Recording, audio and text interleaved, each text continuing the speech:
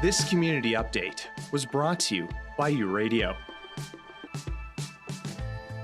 I'm really excited to be here. I'm actually back. I'm hosting this for a second time. I was here for the inaugural one, so I can say that I was invited for another term, which is really great. The Rainbow Resource Center's Queer Space Speaker Series returned to Winnipeg this week, highlighting both progress and ongoing challenges for Manitoba's 2S LGBTQ+ communities. At the Winnipeg Art Gallery, the focus was clear: community, connection, and conversation.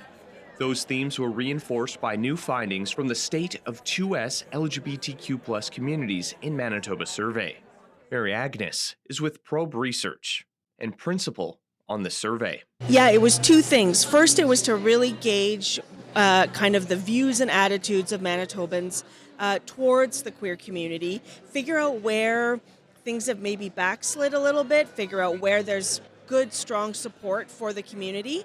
And then with the parallel survey of queer folks, it was all those same things, get a sense of where they feel their community is at, and also where those gaps are, where they feel they need more support. Is it mental health? Is it housing?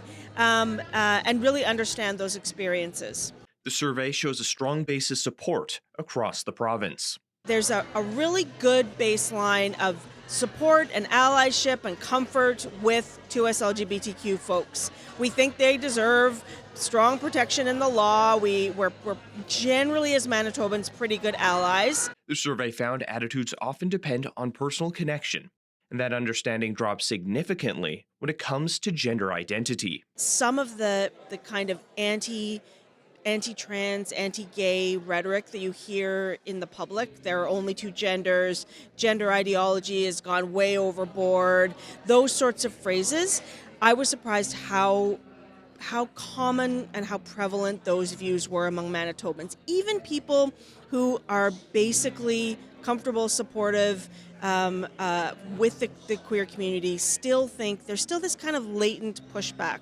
Those gaps are being felt within the community itself. 2 in 5 queer Manitobans say trans and gender diverse people are treated poorly. Meanwhile, speakers at the event emphasized the importance of creating real-world spaces where people can feel seen and supported.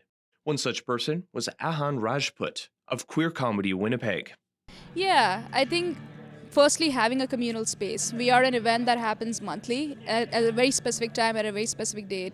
And that is something that queer people know that they can always come to, and it's not going anywhere, and it's always going to be there. It's a good way of meeting people that are like you, and you know that that's not going to go anywhere. Rajput says those spaces do more than build connection.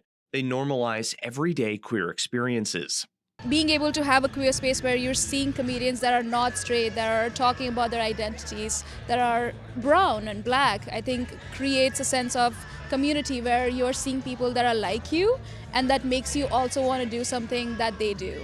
So when I saw trans people on stage making jokes about being trans, about normalizing life, which is not just, through this level of activism, which is very important to have an activism mindset, but it's also very important to normalize my life and talk about silly little things, about dating issues that I have and how I navigate those things.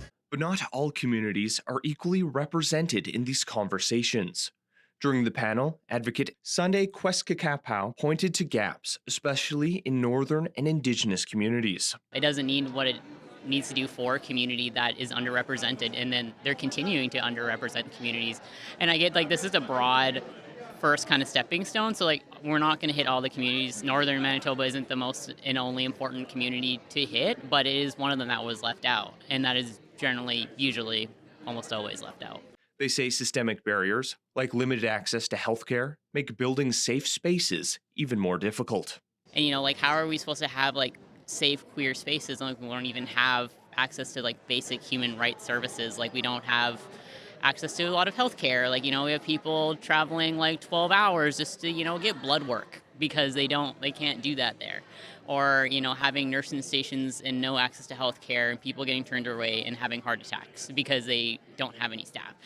That's, I know it's a problem here in the South as well, but it's exponentially worse in northern communities. And how are we supposed to create these spaces if we don't have any support from Southern at all? Agnes acknowledges those limitations and says more work is needed to better reflect rural and northern experiences.